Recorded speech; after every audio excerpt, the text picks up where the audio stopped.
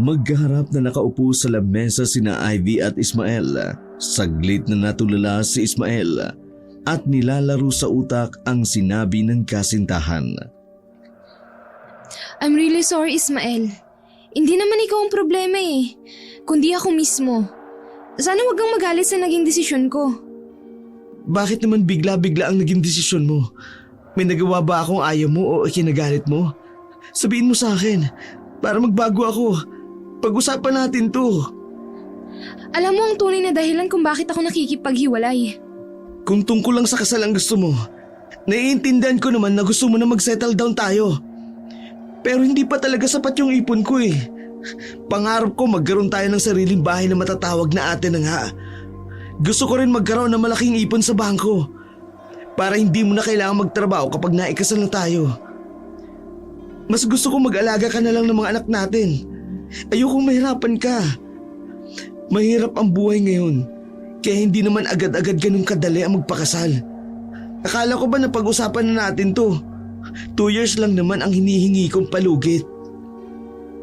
Sa tingin mo ba, makakaipon ka ng malaki sa pagiging teacher lang? Halos kalahati lang yan ang sinasahod ko sa trabaho, Ismael. Huwag mo naman sanang nilalang ang pagiging teacher ko. Marangal naman ang trabaho na to. Isa pa, ito yung pangarap ko. So hindi lang pala issue dito ang tungkol sa kasal natin, kung bakit ka makikipaghiwalay. Pati na rin pala ang maliit na sinasahod ko. Issue na rin sa'yo. Hindi ganun ang ibig kong sabihin, Ismael. Nami-misinterpret mo ako eh. Misinterpret? Malinaw ang sinabi mo eh. Alam mo walang mangyayari sa pagtatalo natin. Ang mabuti pa siguro ihatid na kita sa inyo para makapag-isip ka na maayos. Baka kailangan mo lang maligo para mahimasmasan ka. Hindi ako nakikipagbiruan ngayon, Ismael. Ayan ka na naman sa pangjo-joke mo eh. Pwede ba? Maging seryoso ka naman kahit ngayon lang. Seryoso naman ako ah. Lalo na sa'yo. Sobrang seryoso ko. Ewan ko sa'yo. Huwag mo na ako ihatid pa uwi. Kaya ko nang umuwing mag-isa. Hahawakan na sana ni Ismael ang kamay ni Ivy, pero kinabig lamang iyon ng babae. Mabibigat ang mga paang lumabas siya ng restaurant at iniwan ang nobyo. Nang gabing yun, hindi na muna umuwi si Ismael. Dumiretso muna siya sa bar sa bayan at uminom mag-isa. Habang nakatutok ang mga mata sa basong hawak, ay naramdaman niyang may tumabi sa kanya. Hindi siya nag-abalang lingunin ang nasa tabi, pero umabot sa ilong niya ang pabangong gamit nito. Waiter, pa-order. Agad namang bumati ang waiter at binitiwan ang pinupunasang bote ng alak. Isang Hammer whiskey nga. Para sa pusong sawi na dapat na yatang pukpukin ng martilyo para magising sa katotohanan. Ano pong order niyo, ma'am? May lalaki ba kayo dyan? Yung tapat magmahal? Napakamot naman sa ulo ang waiter habang pinipigilan ang mangiti. Naku, wala po, ma'am. Wala pali. Yun pa naman ang hinahanap ko. Hindi rin napigilang mangiti ni Ismael. Pagkatungga niya ng alak ay umorder siya uli ng isa pa. Iniwan ka rin ng boyfriend mo? Gulat na lumingon si Agnes sa katabing lalaking nagsalita. Sabihin na natin na ako yung nakipaghiwalay sa kanya. Ano pa nga bang bago dun? Gawaan niyo talagang makipaghiwalay, di ba? Oh, siguro iniwan ka rin ng girlfriend mo. Ganun na nga. And guess what? Sa maliit na dahilan kaya gusto niya makipag-break sa akin. Bakit ba ang hirap niyong intindihin? Hoy, mister ha, huwag mo nga akong idamay sa mga babaeng mahirap intindihin. Eh baka kasi may ginawa kang mali, kaya siya nakikipag-break sa'yo. Minsan kasi, amin-amin din ang pagkakamali. Hindi yung lagi na lang kami yung mahirap intindihin. Grabe. Ang kundi lang ng sinabi ko tapos ang dami mo nang sinabi. Ang hirap kasi sa inyong mga lalaki, kahit na malaking bagay na sa amin, pero sa inyo, maliit na bagay lang yun. Diyan nga nagsisimula yung hindi pagkakaintindihan na sinasabing yung maliit na bagay. Oo na. Kawawa na kayo. Kawawa sa'yo. Ikaw naman dahilan kung bakit nakipag-break ka sa boyfriend mo, di ba? Ayoko ngang sabihin. Baka sabihin mo, ayoko. Sabi nga nila, di ba? Mas maganda mag-share ka ng problema sa stranger. Kasi hindi ka niya kilala para i-judge. Ano kasi? Paano ko ba ito sasabihin? Basta, ang gusto niya kasi, Kwan, may mangyari na sa amin. Hindi ko pa nga kayang isuko sa kanyang bataan ko, no? Ayun na yung laging pinagtatalunan namin. Nakakapagod din kasi ang kitid ng utak niya. Kaya nakipaghiwalay ako. Hindi napigilang matawa ni Ismael. Muntik niya nang maibuga ang alak na iniinom. Anong nakakatawa sa sinabi ko? Nagtatanong ka tapos ngayon sinagot ko. No offense pero normal lang naman sa magkarelasyon na ginagawa ang bagay niyo, di ba? Hoy! Anong normal? Para sa mag-asawa lang yon, no? Pero di ba, doon din naman yung pupunta. Gusto ko kasal muna, bago yung bagay na yun. Huwag mo nang kontrahin ang opinion ko. Hindi ko na nga ako kontrahin. Mag-cheers na lang tayo. Ayan, mabuti pa. Okay ka rin at nagkakaintindihan tayo. Mahirap kasi makipagtalo sa babae sa totoo lang. Hindi kami mananalo sa inyo. Ay, puti alam mo. Nagpatuloy sa kwentuhan ang dalawa. Nakarami na sila ng nainom na alak kung saan-saan na napunta ang pinag-uusapan nila. Lumalim na ang gabi at naging makulit na rin si Agnes. Kanina pa tayo magkausap, pero ayaw mo sabihin sa akin kung anong pangalan mo. Tawagin mo na lang akong Mr. Pogi. Humagikhik naman si Agnes at namungay ang mga matang tinitigan ang mukha ng lalaki. Ewan ko sa'yo. Pangalan na lang ipagdadamot mo pa. Ikaw nga ayaw mo rin sabihin sa akin ang pangalan mo. Hindi pa ba obvious? Beauty ang pangalan ko. Nako, lasing ka na yata. Pati pangalan mo, limot mo na. Sinong lasing? Matino pa ako. Gusto mo, turuan pa kita sa mathematics eh. Magaling din ako dyan. Hindi mo na itatanong nung kabataan ko. Lagi akong panlaban sa eskwela namin sa Quiz Bee. Uy, sige nga. Isolve mo nga to kung totoo yung sinasabi mo. Bakit sa algebra laging hinahanap ang X? Bakit nga ba, no? Pero kung ako tatanungin, kapag nawala ng X, di ko na hinahanapin. Tama ka naman. Bakit pa hahanapin kung pwede namang maghanap ng bago? Nako, late na masyado. Di ka pa ba uuwi? Uuwi na rin ako maya-maya. Paano? Mauna na ako umuwi Salamat nga pala sa masayang kwentuhan natin. Salamat din. Ingat ka. Nang makalis na si Ismael, tinanong ni Agnes kung magkano ang nainom niya. Ibinigay naman agad ng waiter ang bills niya. Muntik na siyang mahulog sa upuan nang mabasa ang presyo ng nainom niya. Waiter, sigurado ka ba na bill ko to? Alak lang naman ang in-order ko, hindi yung 1/4 ng bar na to. Hindi po kasi nagbayad yung lalaking kakwentuhan niyo Kaya sinama ko na dyan. Ano? Bakit isinama mo? Hindi ko naman kasama yun. Ay, sorry ma'am. Akala ko kasi kaibigan niyo Di ba super close niyo kanina? Kaya bayaran niyo na lang. Pwisit na lalaking yun? Kaya pala ayaw ibigay ang pangalan? Scammer! Walang nagawa si Agnes kundi bayaran ang bill. Ayaw din naman niyang mabagan siya. Nakakahiya yun kung nagkataon. Marami pa naman silang kapitbahay na tsismosa. Ano na lamang ang sasabihin ng mga tao sa kanila? Teacher pa man din siya. Tapos hindi siya nagbayad ng ininom niya sa bar. Tsak na makukurot siya ng nanay niya kung magkataon. Sabay ng kotse na binaybay ni Ismael ang daan patungo sa bahay ng nobyang si Ivy. Pilit niyang nilalabanan ang antok. Kailangan makausap niya ang babae para makapag-ayos sila. Nasa kalagitnaan na ng pagmamaneho si Ismael nang biglang bumulaga sa kanya ang malaking itim na baka na nasa gitna ng kalsada. Mariin niyang inapakan ang preno at kinabig paiwas ng manibela, pero bumangga pa rin siya sa malaking puno ng akasya. Malakas na kalabog ang tanging narinig ni Ismael, saka siya na wala ng malay tao. Nagising si Ismael sa ospital. Agad niyang nakita ang swero na nakakabit sa kanya. Ang nag-aalalang mukha ng nanay niya, ang nabungaran niya na nasa tabi. Ay, mabuti naman at gising ka na, anak. Ano pong nangyari sa akin, inay? Naaksidente ka, anak. Halos 2 araw kang walang malay. Huwag ka muna masyadong kumilos. Baka bumuka yung mga tahi mo. Si Ivy po. Ay, nandito siya kahapon. Mamaya babalik daw siya pag out niya sa trabaho. Mabuti na lang. Nabuhay pa ako.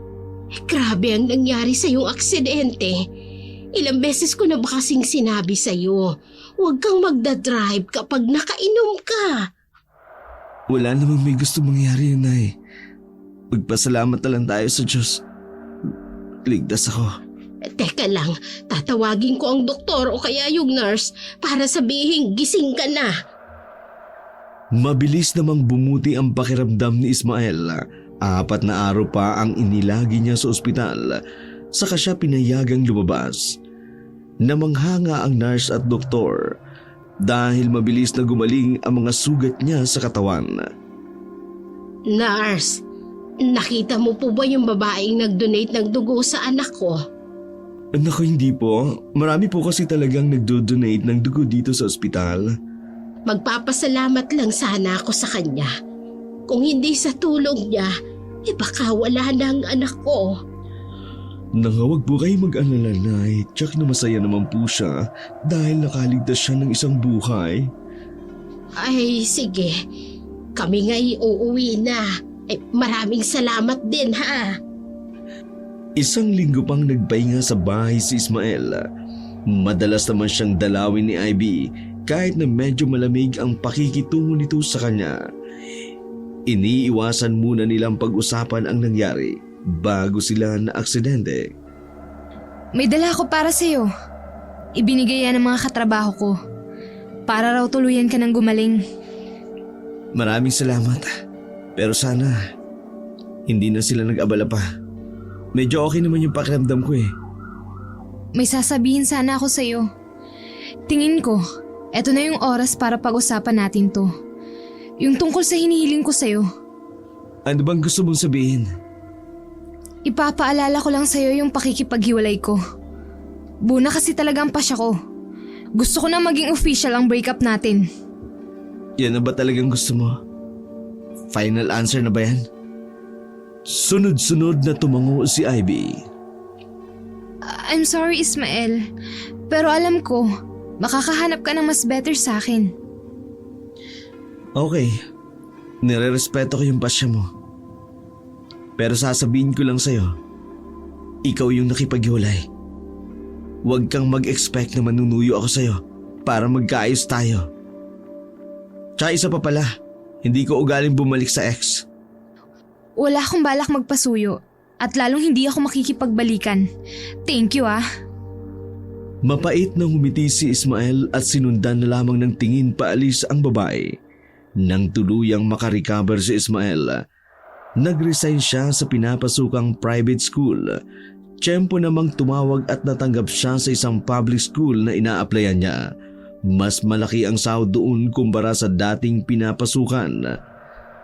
Lunes ng umaga, pagbaba ni Ismael ng kotse, agad niyang nakita ang faculty room. Pagpasok niya lang sa pinto, ay sa kanya na napako ang mga mata ng mga gurong naroroon. Ngumiti siya at inalis ang shade na suot. Nabasa niya agad ang pangalang nakasulat sa karton. Lumapit siya sa bakanting table. Inilapag ang mga dalang gamit. Good morning. Bago nga pala ako rito. Good morning, sir. Ismael. Oliver nga pala. Isa-isa namang bumati ang nagpakilalang mga teacher na naroon. Maya-maya pa'y pumasok ang isang babae na may malaking bag habang kumakanta. Sinasabayan niya ang naririnig na nakapasak sa headset niya. Hindi niya napansin ang bagong teacher. Diretso siyang naglakad papunta sa table. Ay, bet ko tong kantang to. Paborito ko to. Nagsimula namang kumanta si Agnes habang kumakampas ng kamay. Pag-upo ay agad niyang kinuha ang salamin at inayos ang buhok. Ay, bakit ang ganda ko? Inayos ni Agnes ang blush on sa pisngi. Lumapit sa kanya si Oliver. Ma'am Agnes, hindi ka malang bababati sa bagong kasama natin? Inalis ni Agnes ang headset sa tenga at tumingin kay Oliver. Ang sabi ko, hindi ka malang ba babati sa bagong teacher na kasama natin? Oh, meron ba? Ay, oo nga pala. Ngayon nga pala papasok yung sabi ni Ate Rika. Ay, wait lang. Nasaan ba siya? Ayan oh, kalapit lang ng table mo. Pantay ba yung blush on ko? Maganda ba ako? Hay nako Agnes, araw-araw mo na tinatanong niyang sa akin. Oh, nagsasawa ka na. Sumasagot ko lang eh. Oo na, maganda ka na. Huwag mo nang masyadong kapalan yung lipstick mo. Hinihingi ko ba ang opinion mo, ha? Eh, ano magagawa ko? Eh, hanggang bukas na tong lipstick ko. Pagkatapos ayusin ni Agnes ang sarili, lumapit na siya sa table ng bagong teacher. Hi! Good morning, sir. I'm Agnes nga pala, ang pinakamagandang teacher dito sa faculty room. Nakangiting nagtaas ng tingin si Ismael at inabot ang kamay ng babae. Bigla namang nawala ang ngiti sa mapupulang labi ni Agnes. Ikaw? I'm Ismael nga pala. Ikaw? Agnes? Teka, natatandaan kita. Hoy, ikaw nga yun. Nagkatingin na naman ang mga guro sa kanilang dalawa. Nagsalubong naman ang kilay ni Ismael. Hindi niya alam kung napano ang babae. Nagkakilala ba tayo dati? Oo. Hoy, puwiset ka. Ikaw yung sa bar na tumakas at hindi nagbayad. Teka ma'am, nagkakamali ka. Hindi yata ako yun. Hindi ko makakalimutan yung mukha mo. Magbayad ka ng utang mo sa akin. Utang? Kapapasok ko lang. Paano ako magkakautang? Hoy, Mr. Scammer ha. Muntik na akong magbagansya ng gabing yun. Hindi ka nagbayad ng ininom mo. Kaya yung bill ko, idinagdag dun yung lahat ng nainom mo. Huwag mong sabihin nagka-amnesia ka. Ma'am Agnes, anong kaguluhan ito? Biglang natameme si Agnes nang marinig ang boses ng pinsan. Umayos siya ng tayo at pailalim na tumingin ng masama kay Ismael. Inosente namang nakatingin ang lalaki sa principal. Bakit mo inaaway ang bagong co-teacher natin? Nakikipag-usap lang naman ako sa kanya. Pumunta ka mamaya sa office ko. Nakayukong bumalik si Agnes sa sariling table. Masama pa ring ipinupukol niya ng tingin sa lalaki. Maghapong bad trip si Agnes. Hindi niya alam kung bakit. Pero nakararamdam siya ng inis sa tuwing nakikita ang mukha ni Ismael. Isa pang nakadagdag ng inis niya, imposibleng hindi siya matandaan ito. Kahit ilang buwan na ang nakalilipas, hindi niya pa rin nakalilimutan ang lalaki. Halos araw-araw na nag-aasaran ang dalawa. Sa tuwing mag-uusap sila, lagi na lang may bardagulang nangyayari hanggang nasanay na lamang ang lahat na mga kasamang guro sa kakulitan at ingay nila. Hindi ba kayo nagsasawang dalawa sa palagi inyong pagtatalo? Ay, hindi ako magsasawa. Hindi pa nga siya nagbabayad sa akin. Ayun ka na naman sa paniningil mo. Hoy Agnes, ako naririndi na ako sa iyo ha. Palibasa 2 bunganga mo kaya ang ingay mo. Ba't ang bastos mo ha? Hoy, kung ako 2 bunganga ako, eh ikaw 2 yung ulo mo kaya ang tigas ng ulo mo. Paano mo na lamang matigas ang ulo ko ha? Nawakan mo na ba to ha? Yucks! Bakit ko naman hahawakan? Hindi ako magkaka-interest dyan. Pwisit ka talaga. Talaga lang ha? Sino rin ba ang magkaka-interes sa'yo? Hindi ka naman maganda. Tsaka baka maitim pa yan. Anong maitim? Hoy! Kahit dito ka pa tumira, ilalaban ko to ng paputian. Nagsuka-sukahan si Ismael. Inaasar niya talaga ng todo si Agnes. Hindi nakatiis ang dalawa na lumapit kay Ismael. Walang sabi-sabing, sinabunutan niya ang buhok ng lalaki.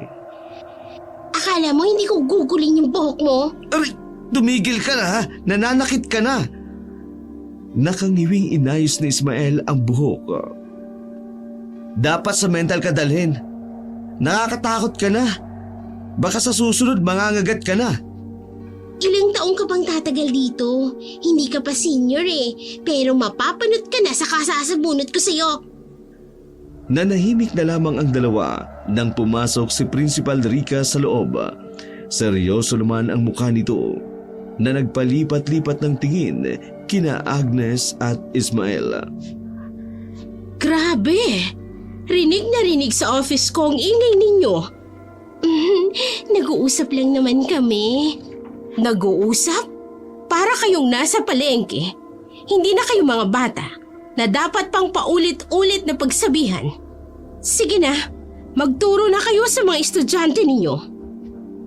Nang makaalis na ang principal, sunod-sunod na lumabas ng faculty room ang mga guro.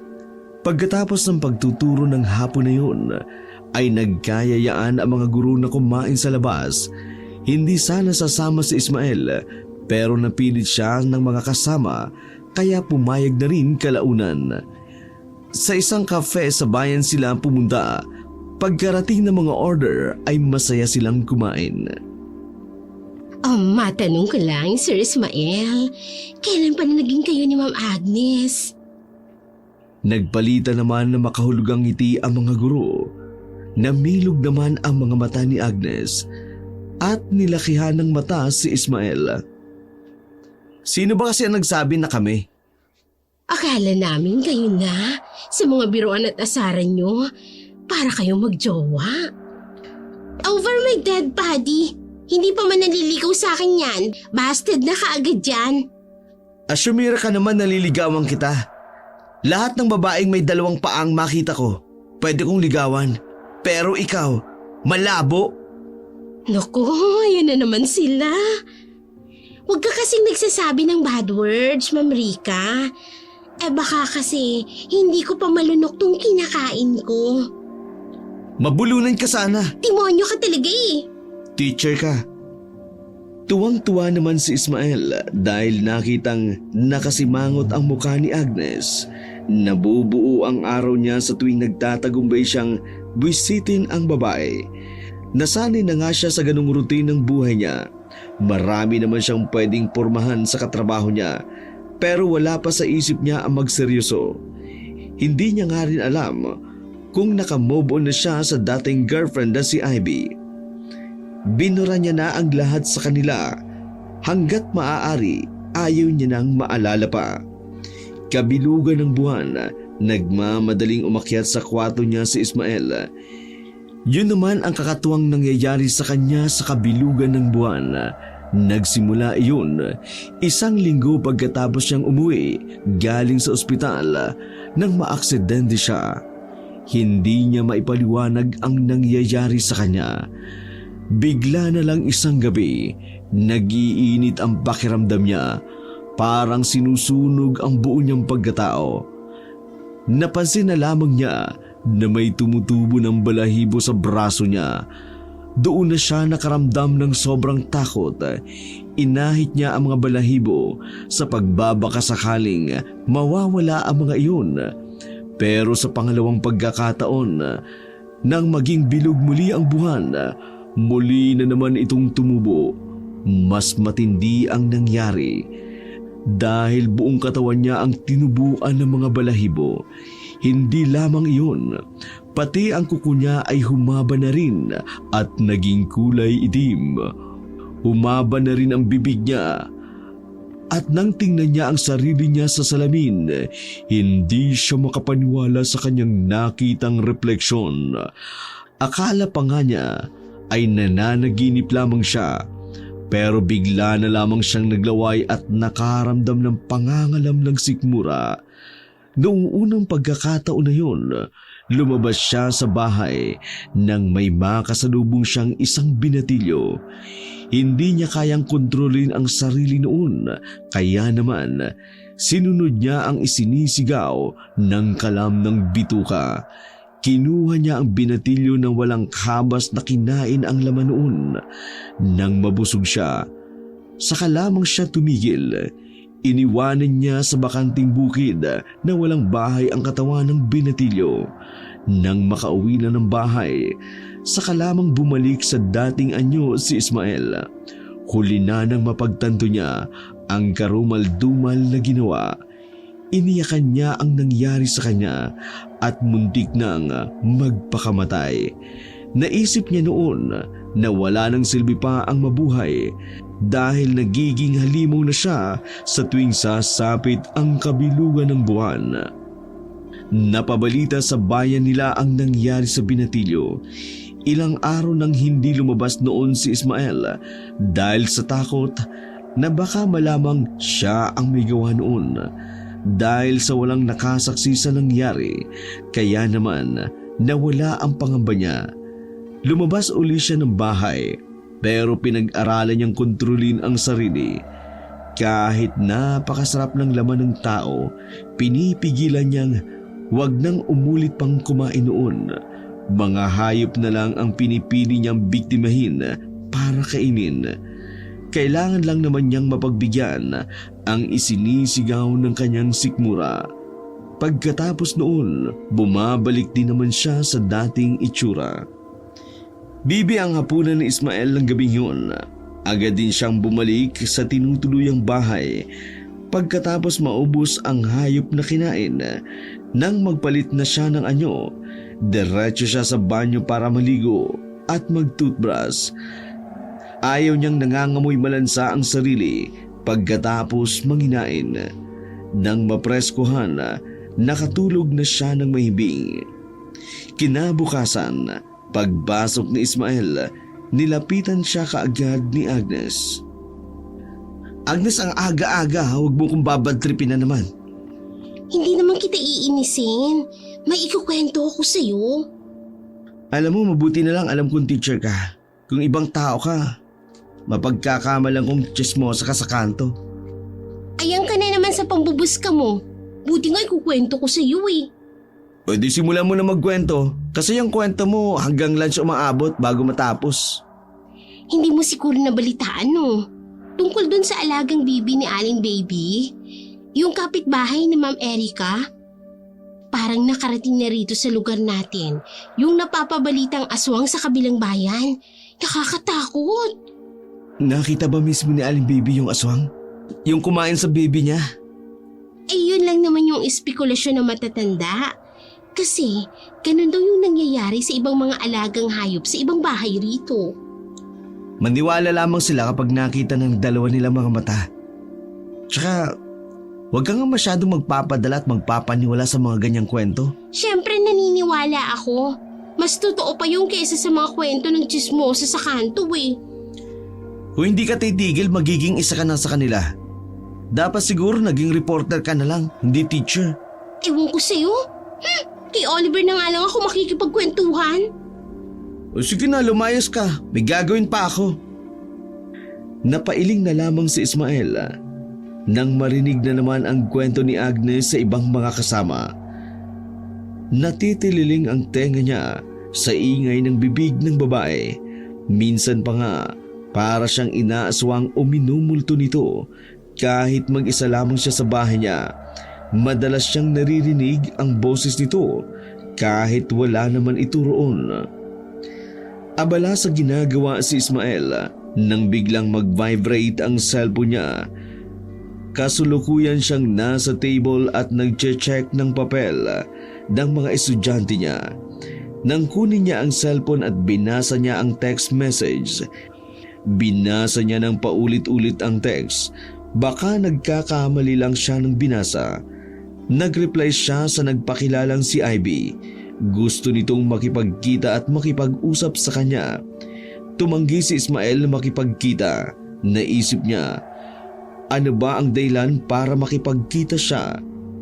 Nang hindi siya nagre-reply, tumawag pa si Ivy. Inignore niya ang tawag at itinaob sa lamesa ang cellphone. Bakit ayaw mong sagutin yung tumatawag? Siguro may inutangan ka na naman tapos ayaw mong magbayad. Anong inutangan? Ayan ka na naman. Kung ano-anong iniisip mo. Nakita ko yung reaction mo Pwede ba bumalik ka lang sa table mo? Wala ka bang gagawin? Wala. Yung mga test paper doon, pinacheck ko na sa mga estudyante ko. Di hindi ako pagod. Sabi nga, work wisely. Gusto mo tulungan kita? Ano naman kapalit ang pagtulong mo sa akin? Merienda lang. Sige, tulungan mo ko. Hati na tayo dito. Teka lang, kukunin ko lang yung upuan ko. Habang magkatabi sa upuan, napansin ni Agnes sa panay ang sulyap ni Ismael sa cellphone nito. Napatingin din siya sa nakataob na cellphone. Gusto sana niyang mag-usisa kung sino ang tumatawag. Narinig kasi niyang walang tigil ang pagbabibrate noon. Hindi nakatiis si Ismael. Kinansel niya ang tawag at pinatay ang cellphone. Lumipas pa ang mga araw.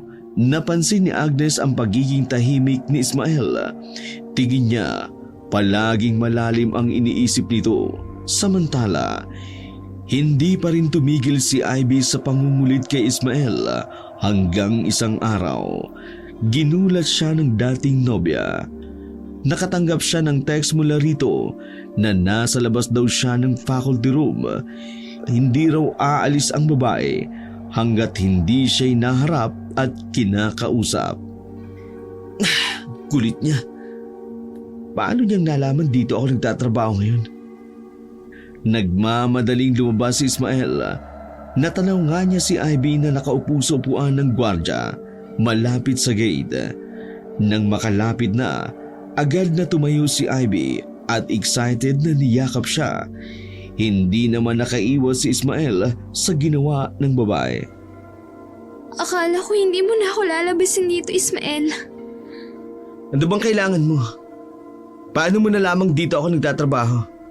Pumunta kasi ako sa bahay niyo. Sabi ni Nanay Mirna, nakabukod ka na raw ng bahay. Sa kanya ko rin nalaman na dito ka nagtatrabaho. Anong sadya mo rito? May sasabihin sana akong importante, Ismael. Lumingon-lingon ang dalawa sa paligid. Nagkataon namang lunch break noon, kaya maraming tao sa paligid nila. Mamaya na lang tayo mag-usap. After ng working hours ko. Magkita na lang tayo 5:00 ng hapon. Okay, hihintayin kita mamaya Nagkandahaba naman ang liig ni Agnes sa pagsilip sa pinto ng faculty room. Nakita niyang may kausap na magandang babae si Ismael sa gate. Bago niya makita ang binata, nagmamadaling tumakbo pabalik ng table niya si Agnes.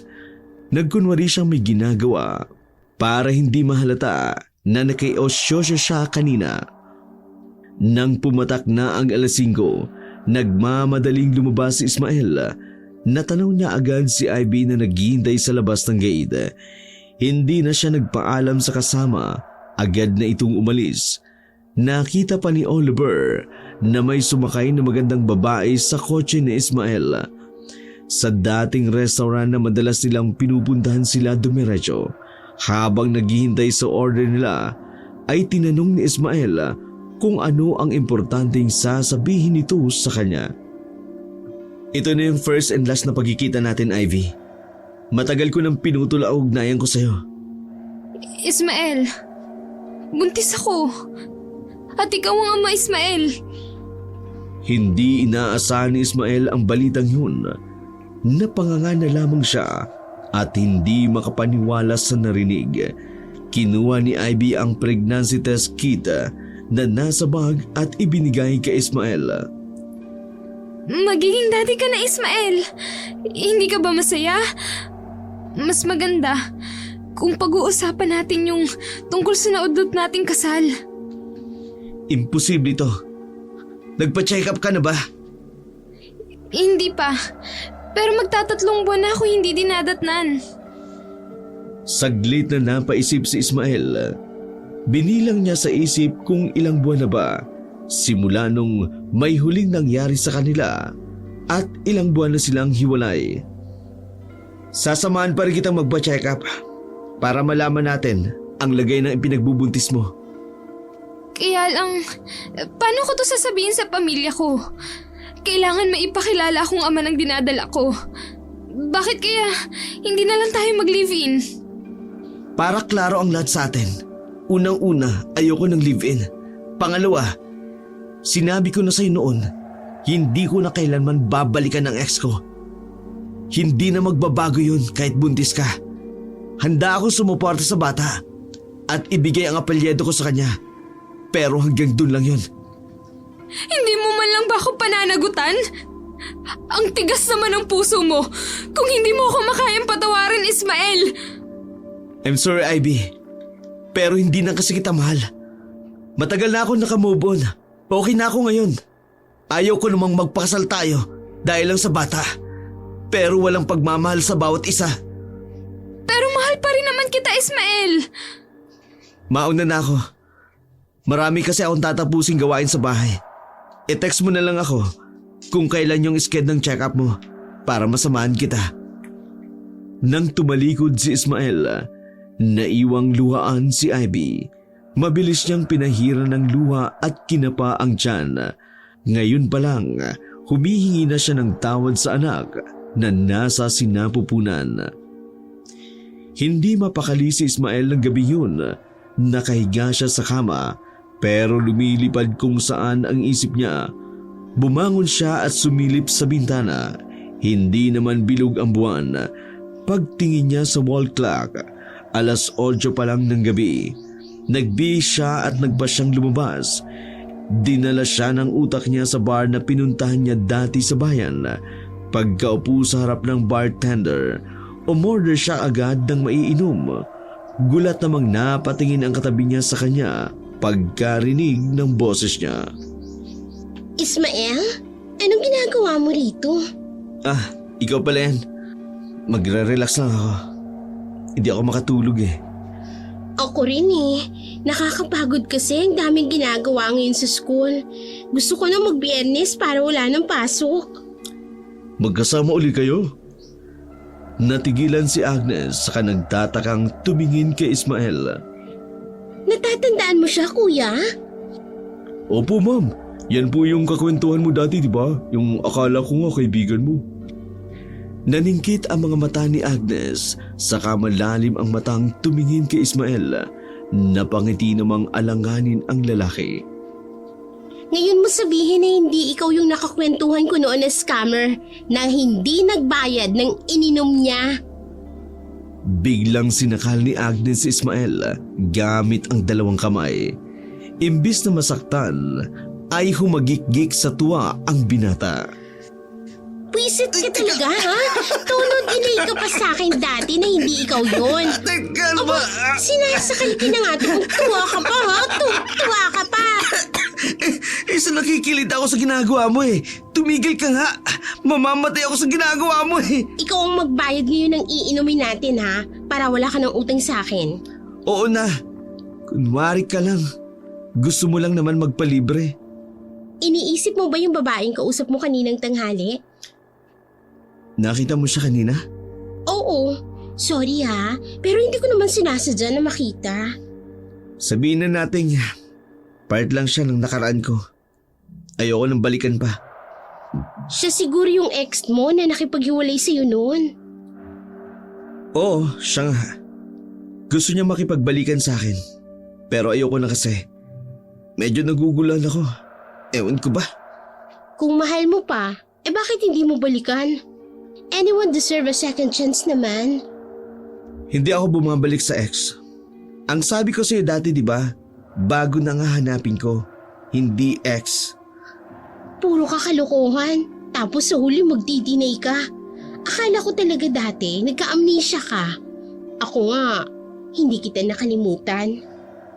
Noong una hindi ko talaga alam. Hindi ako nagbayad dito.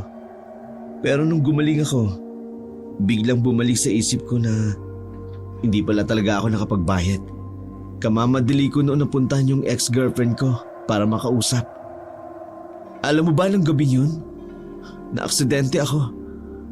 Kala ko nga patay na ako. Pero nabuhay pa rin. Naku, totoo ba yan? Paano ka na-aksidente nun?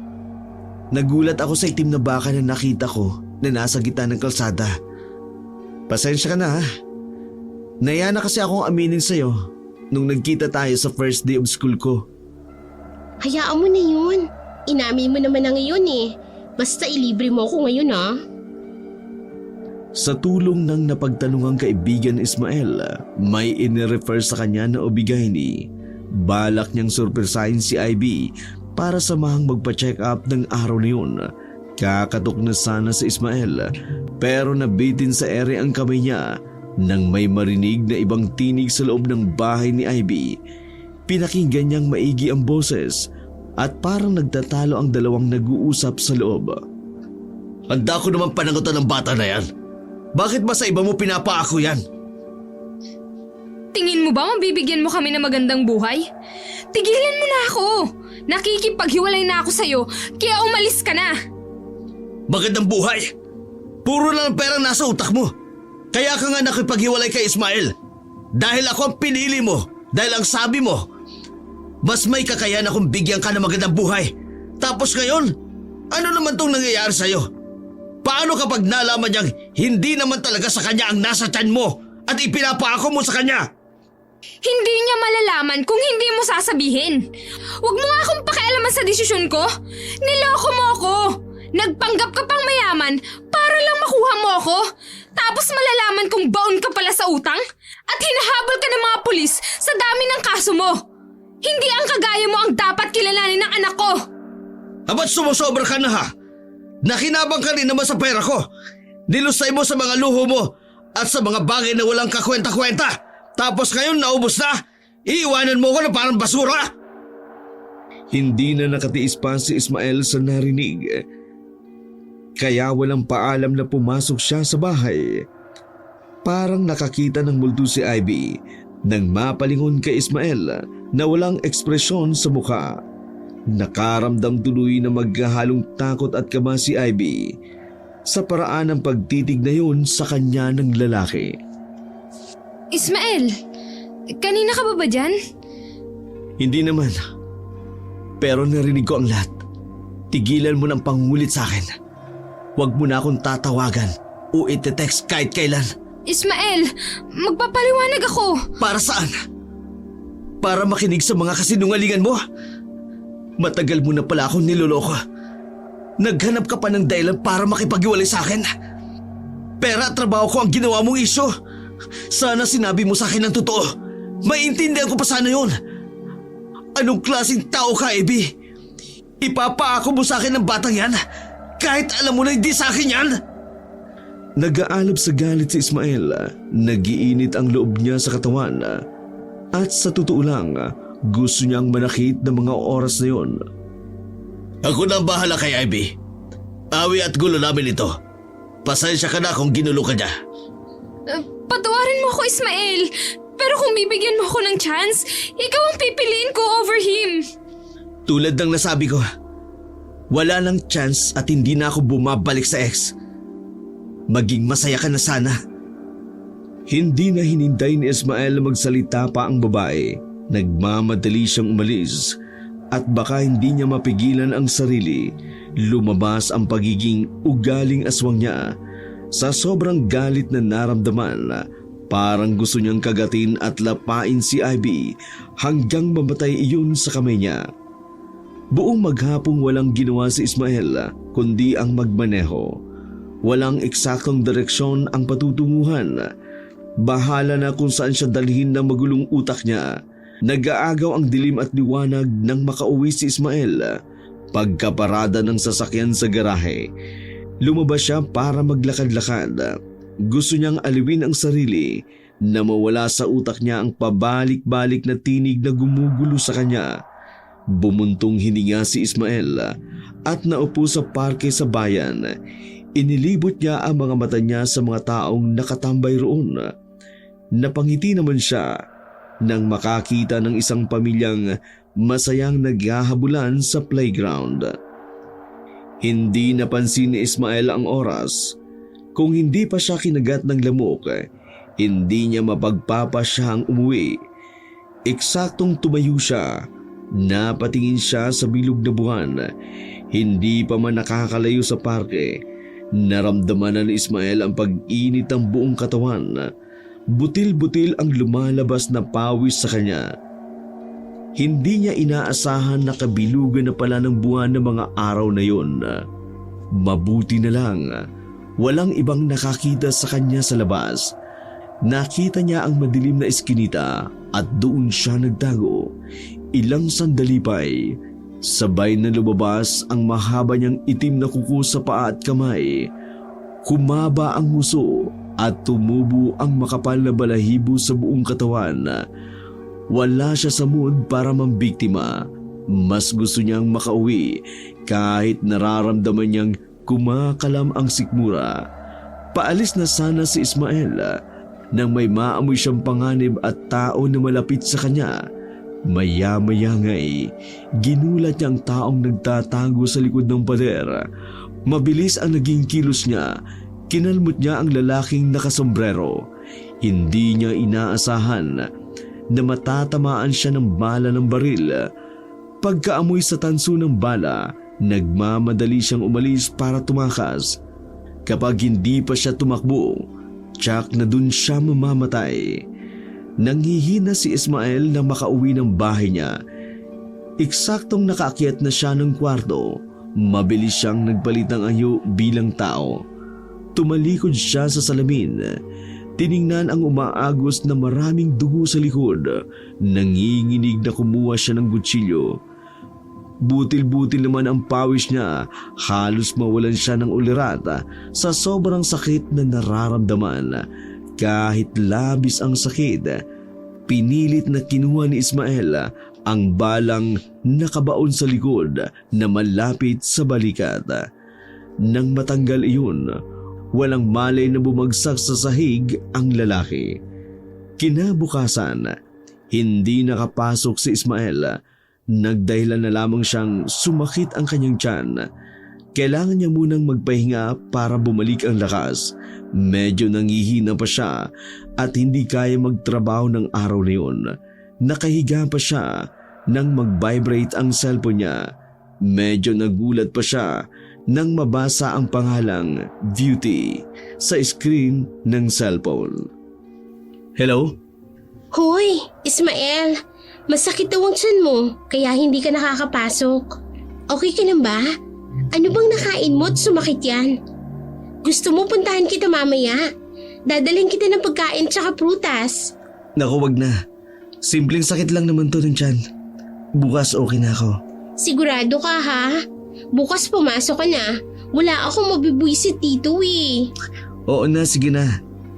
Kailangan ko lang magpahinga. Mabibinat ako kapag patuloy kitang kinausap. Magpagaling ka ha? Bye! Napangiti na lamang si Ismael nang matapos sila mag-usap ni Agnes. Parang lumakas yata nang marinig ang boses nito. Agad ding napaalis ang masayang ngiti ni Ismael nang mapakapa ito sa kanyang dibdib. Ano ba itong nararamdaman ko? Hoy! Manahimik ka dyan! Hindi pwede! Ilang araw napansin ni Agnes na tahimik si Ismael. Simula nung pumasok iyon, hindi siya pinansin. Mukhang nagkaroon nga ng himala. Namiss siya ang pangbubuska nito sa kanya. Ayaw naman niyang mangulit ito dahil baka may sakit pang ang iniinda. Hindi nga nakatiis si Agnes. Gumawa na ito ng paraan para pansinin siya nito. Mali nga lang siya ng naging paraan. Pagkabato niya sa puncher dito, kinabahan siya nang makitang dumugo ang likod nito.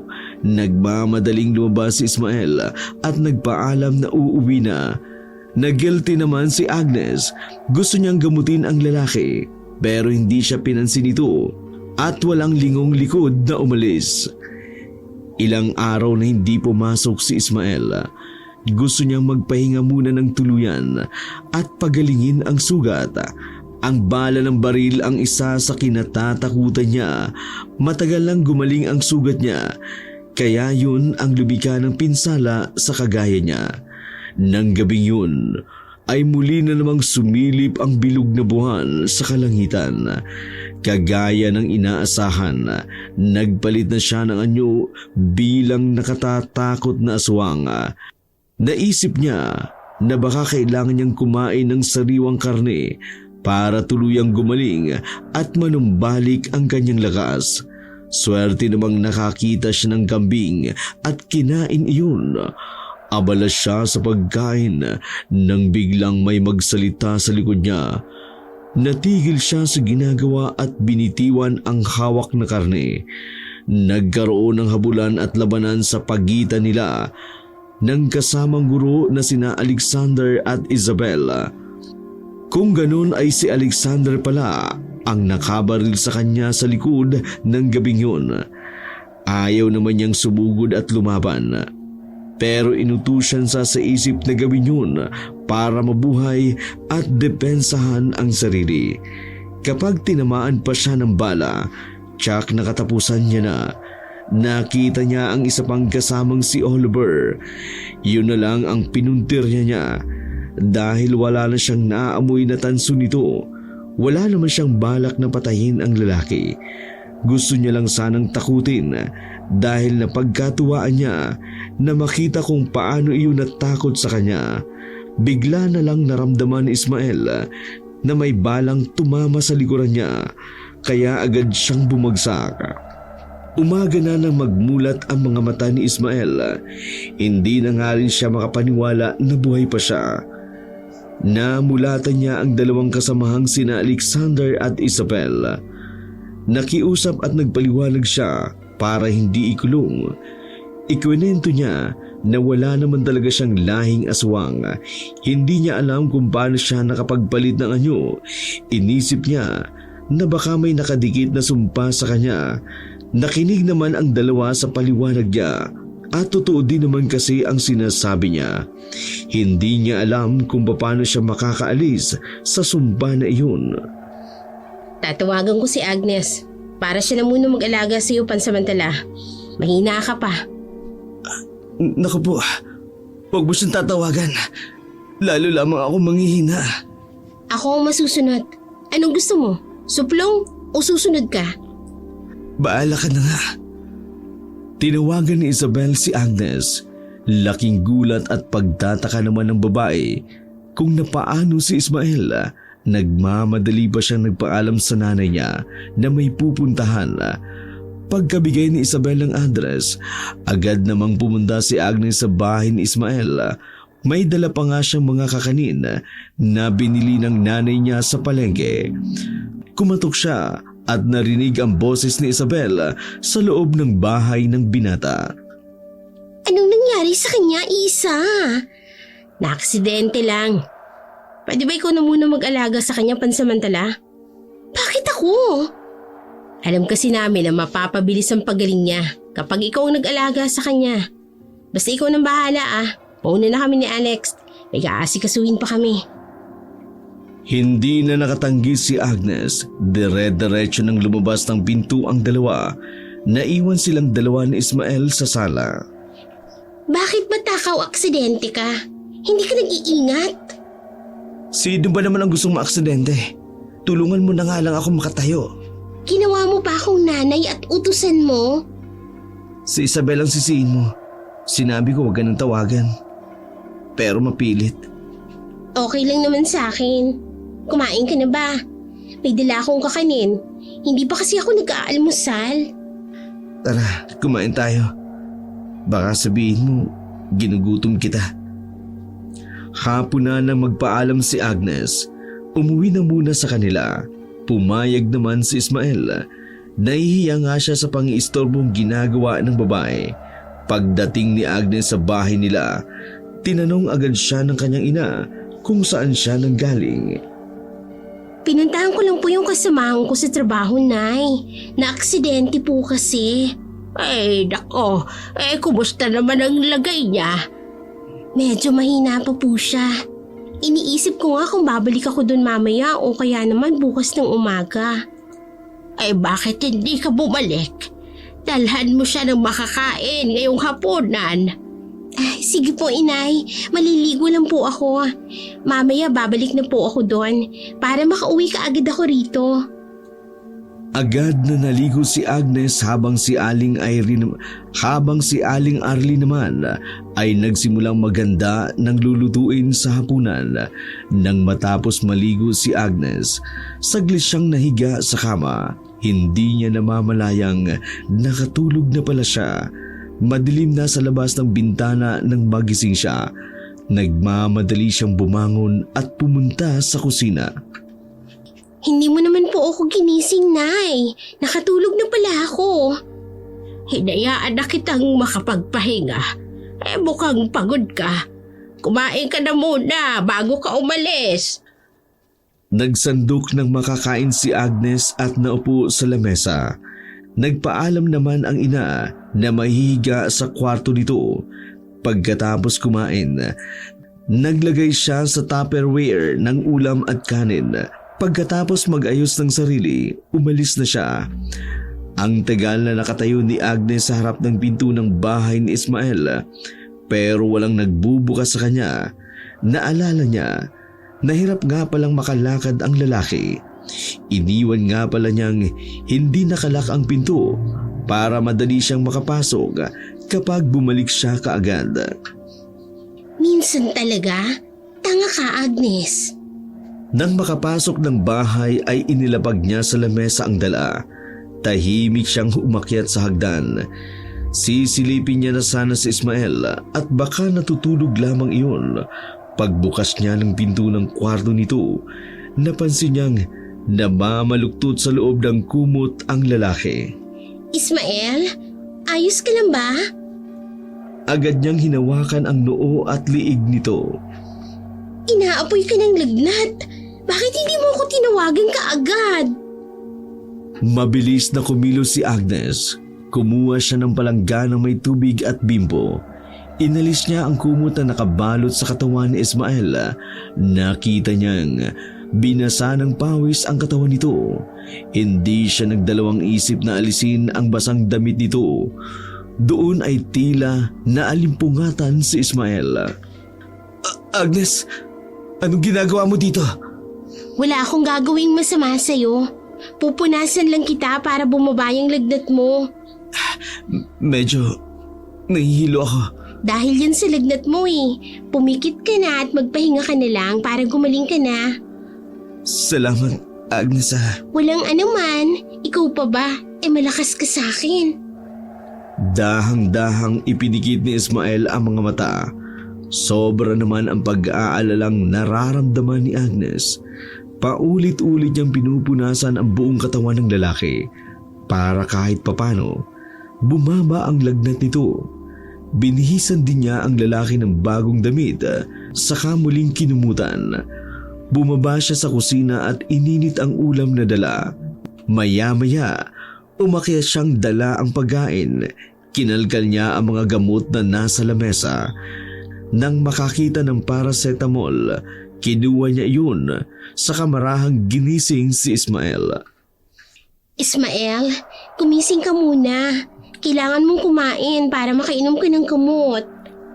Hindi man lang kumilos si Ismael. Nagkaroon ng pagkakataon si Agnes para matingnan ang gwapong mukha ng lalaki.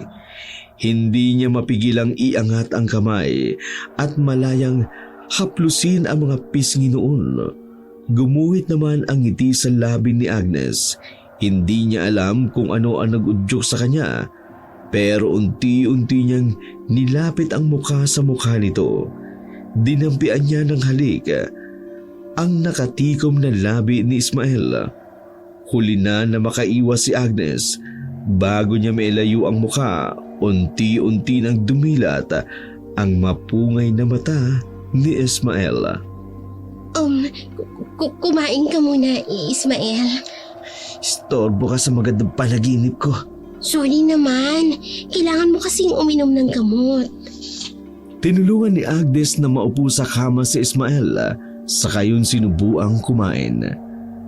Sa tuwing titingin ang lalaki sa kanya, umiiwas naman siya ng tingin. nakaramdam siya ng pagkailang sa pagitan nilang dalawa. Uuwi ka ba?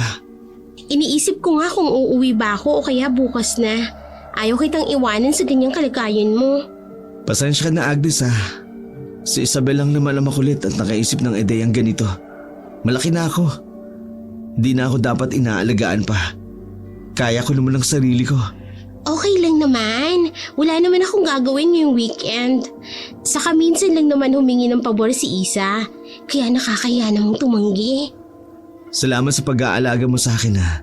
Pipilitin kong gumaling ka agad para hindi na ako makadagdag sa mga aalalahanin mo. At sino nagsabing nag-aalala ako? Bakit? Hindi ka ba nag-aalala? Natarantak ka nga kanina eh. Tingin ko magaling ka na. Nangaasar ka na eh. May nag-aalaga kasi sa akin eh. Kaya paano hindi ako magiging okay? Sige na, kumain ka ng kumain. Ubusin mo to ah. Si nanay ang nagluto nito. Nang makainom ng gamot, muling nahiga si Ismael at inayos naman ni Agnes ang kumot at unan. Doon ako sa sala matutulog. May cellphone ka naman. Tawagan mo ako kapag may kailangan ka. O kaya kapag sumama ulit yung pakiramdam mo. Samahan mo na lang kaya ako dito. Ay, Ismael, iba na yan. Hindi pwede. Sige na, magpahinga ka na. Salamat ah. Good night. Saka lamang nakahinga ng maluwag si Agnes nang makalabas na siya ng kwarto ng binata. Ay, Diyos ko, Lord. Hindi naman siguro niya alam ang ginawa ko. Sa bagay, kung alam niya, malamang inasar na ako noon. Parang nasasaniban na yata ako. Dapat pala magsimba ako bukas para mabasbasan ako at nang lumayas yung masamang espiritu sa katawan ko. Hindi na rin masyadong nakatulog si Agnes. Kada oras ay sinisilip niya si Ismael sa kwarto nito para i-check kung may lagnat pa nga ang lalaki. Isa pang nakadagdag sa puyat niya ang gumugulo sa isip niya sa ginawang pagnanakaw ng halik dito. Araw ng linggo, naalimpungatan si Agnes dahil sa pakiramdam niya may mga matang nakamasid sa kanya. Pagdilat ng mga mata, bumungad sa kanya ang nakangiting si Ismael. Nakatayo iyon sa harap niya. Balikwas ng bangon si Agnes na kinapa ang gilid ng labi kung may tumutulong laway. Bakit tumayo ka na? Baka hindi mo pa kaya. Medyo okay ng pakiramdam ko. Hindi na rin masyadong masakit ang sugat ko sa likod. Anong gusto mong kainin? Magluluto ako ha. Hindi ka ba uuwi sa inyo? Baka hinahanap ka na. Hindi na ako bata para hanapin. Pero aalis ako ngayon. Magsisimba na muna ako. Sige. Kahit hindi ka na bumalik mamaya, ayos lang naman ako dito. Bahala na. O kaya i-check na lang kita mamaya kung okay ka lang. Huwag ka na makulit dyan ha. Basta magsasabi ako kung makakabalik ako o hindi. Pagkatapos ng misa ay naisipan ni Agnes na gumala sa palengke. Kapag linggo, yun ang araw ng pamamalengke sa kanila, kaya maraming mabibiling samot-saring paninda. Naaaliw siya sa paglilibot at tanghali na nang makauwi sa kanila. Tinaghali ka na yata. Nagsimba po ako, inay. Hindi na ako nakauwi kagabi. Nilalagnat kasi yung kasamahan ko. Ay, ngayon ba?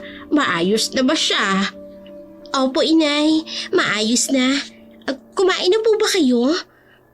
Hindi pa ka. Hintay nga kita para sabay na tayo. Habang kumakain ang mag-ina, nagkwentuhan sila tungkol sa mga bagong tsismis sa kapitbahay.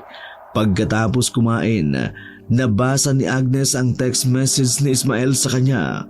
Huwag na raw siyang pumunta mamaya sa bahay nito at magpapahinga na lamang daw siya dahil may pasok na bukas sa eskwelahan. Hindi nag-reply si Agnes. Pumasok na sa kwarto para ayusin ang mga gamit niya. Namamalansya siya ng mga uniforme niya at saglit na naglinis ng kwarto. 6:30 na ng gabi nang magpa siyang puntahan ni Agnes ang binata. Dadalhan lang sana niya ito ng pagkain at gamot pagsakay niya sa tricycle nang makatanggap ng tawag mula kay Isabel. Hello, Isa. Napatawag ka. Nasaan ka? Nandito ako sa bahay. Aalis nga ako. Pupuntahan ko si Ismael. Dadalhin ko ng pagkain. Ha? Wag. Diyan ka lang sa inyo. Wag mo muna siyang pupuntahan ngayon. Nagtataka si Agnes kung bakit parang nag-hysterical ang kasamang guro. Bakit? May nangyari bang masama kay Ismael? Wala naman. Basta wag mo siyang pupuntahan ngayon. Bukas na lang. Sasabihin ko sa iyo kung bakit. Lalong nag-alala si Agnes, kaya naman nagmamadali siyang gustong bisitahin si Ismael. Parang may iba sa boses ni Isabel. Bakit kaya ganun ang tono ng pananalita nito? Nang may dumating na tricycle, pinara iyon ni Agnes. Samantala, nang lumabas na ang bilog na buwan sa kalangitan, ay nakaramdam naman ng init si Ismael. Dinadalangin niya na sana huwag nang pumunta si Agnes ngayong gabi sa bahay niya. Hindi siya handang mabunyag ang itinatagong lihim nito. Hindi sa ganung paraan at sa ganung pagkakataon. Ilang sandali pa'y ganap nang nagbago ang anyo niya. Inisip pa niya kung lalabas siya para manginain o mananatili na lamang sa loob ng kwarto. Nagpakawala siya ng malakas na atungal, saka umalulong habang nakatingin sa bilog na buwan. Yun ang eksaktong tagpo ng maabutan ni Agnes. Nabitiwan ni Agnes ang dala niya at kumalat sa sahig. Hindi makapaniwala sa nakita niya at nasaksihan ng sariling mga mata. Nilingon ni Ismael ang babae. Kitang-kita niya ang magkahalong emosyon sa mga mata nito.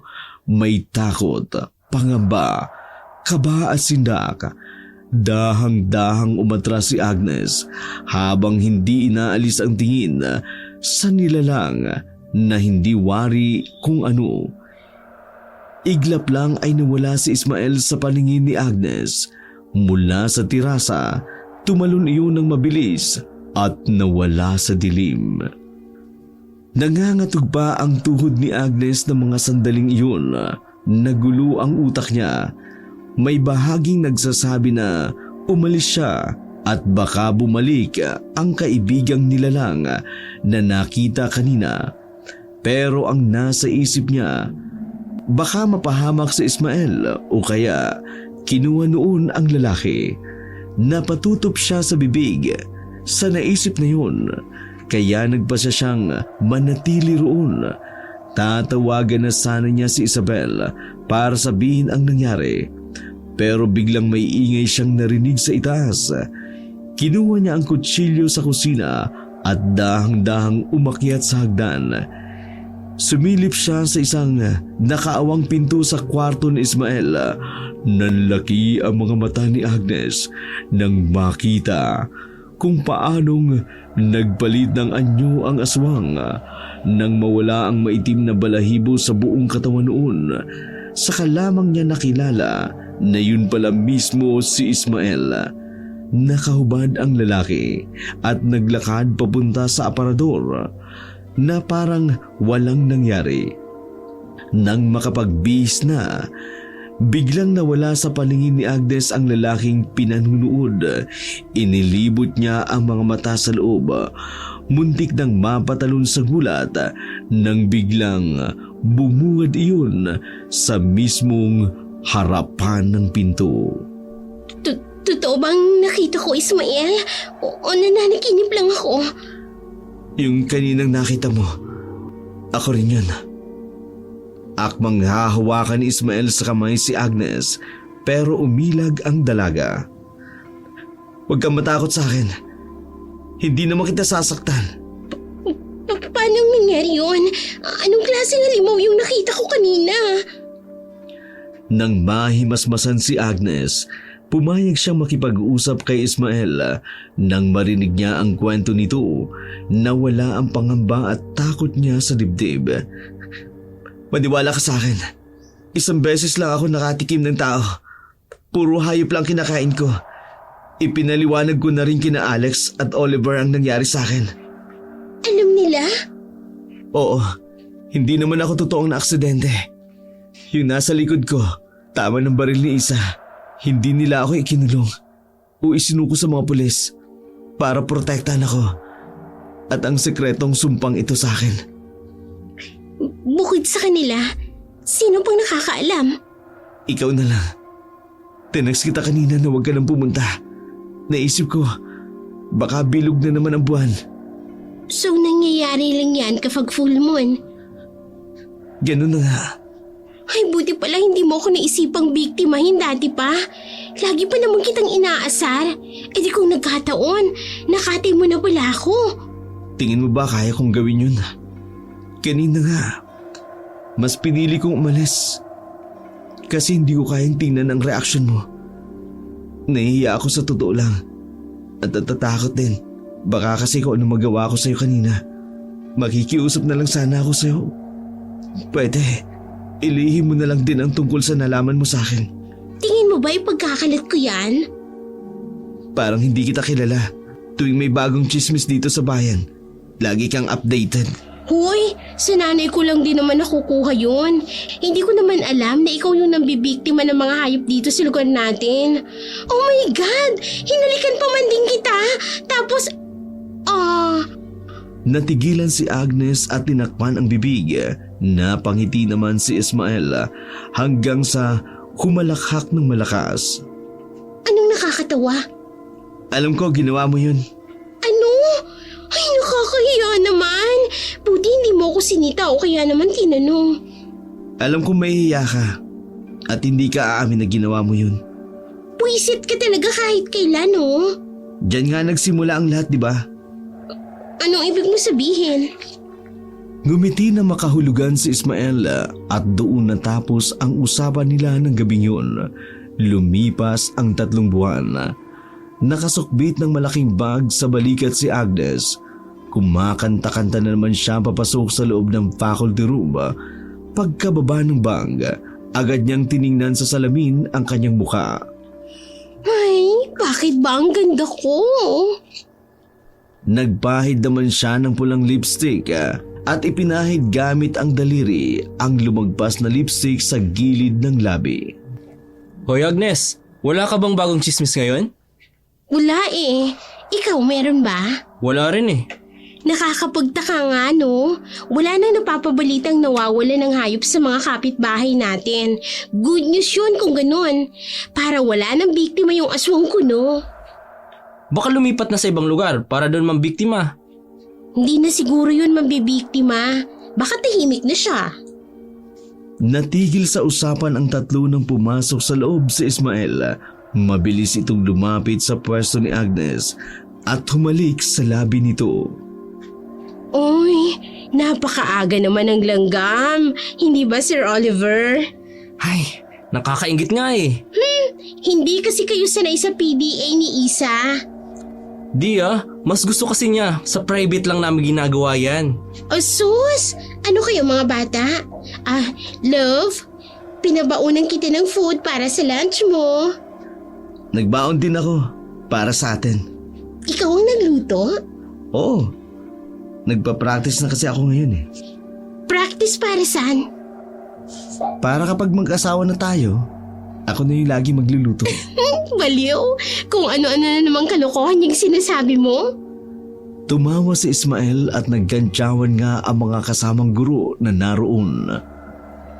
Hindi kalokohan yun. Parang sinabi mong ayaw mo. Ay, wala naman ako sinabing ayaw. Naku, magsisimula ka na naman, Ismael. Hindi na sumugod pa si Ismael dahil tiyak na masasabunutan na naman siya ng nobya kung magkataon. Napapangiti na lamang siyang iniisip kung paanong nauwi sa relasyon ang inisa nilang dalawa. Bumalik din sa alaala niya na malaki ang naitulong ni Agnes sa kanya para mawala ang sumpa na isinali ng pagiging aswang sa kanya. Hindi tumigil ang babae na maghanap ng makakatulong sa kanila sa kinaharap ng problema. Tuwing nagbabago ang anyo niya tuwing kabilugan ng buwan, ay dinadalhan siya nito ng sariwang karne na binibili niya sa palengke para hindi na siya mahirapang mangbiktima pa sa gabi. Hindi ito umaalis sa tabi niya kahit na anong pagtataboy na gawin niya. Aminado siyang nawala na siya ng pag-asa hanggang isang araw. Pinuntahan siya nito na kasama ang isang kilalang manggagamot na nanggaling pa sa malayong bayan. Ginamot siya ng matanda para maalis ang dugo ng aswang na nananalaytay sa kanya. Ayon pa sa matanda, ay galing sa aswang na nagpanggap na tao ang dugo na naisalin sa kanya noong naaksidente siya. Naging malinaw ang lahat sa kanya, lalo na nang mapag-alamang mula sa ina. Bigla na lang daw dumating ang nag-volunteer na taong yun na nag-donate ng dugo sa kanya. Dahil critical daw ang kalagayan, kaya hindi nagdalawang isip ang ina na sumang-ayon sa tulong na iniaalok nito. Malaki naman ang tiwala ng nurse sa babaeng nag-volunteer, kaya hindi nila tines ang dugo na naisalin sa kanya. Isang linggo pagkatapos ng aksidente, bigla siyang nagbago ng anyo at doon nagsimula ang kinatatakutang kalbaryo sa buong buhay niya. Sa inalay na dasal sa kanya ng manggagamot, sinabayan pa ng pag-inom ng mapait na gamot na ito mismo ang may gawa, nawala ang pagiging aswang niya. Hindi biro ang hirap at sakit na naramdaman niya noong ginagamot siya.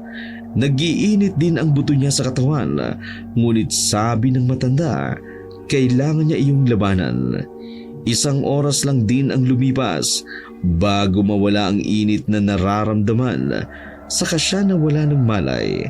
Nang magising siya, magaan na ang pakiramdam niya. Nakita pa niyang umiiyak sa tabi si Agnes. Doon niya lalong naramdaman na mahal siya talaga ng babae. Pilit niya lang itinatago at pinipigil dahil sa sitwasyon na nangyari sa kanya. Nang gabing maging bilog ang buwan, napatunayan Ismael na tuluyan ang nawala ang pagiging aswang niya. Hindi na siya nagbago ng anyo hanggang sa kasalukuyan. Tapik sa balikat ang nagpapabalik-balik na tanaw ni Ismael. Tulala ka na naman, love. Tara na, magturo na tayo. Tumayo si Ismael at magkahawa kamay ang magkasintahang lumabas ng faculty room. Wakas.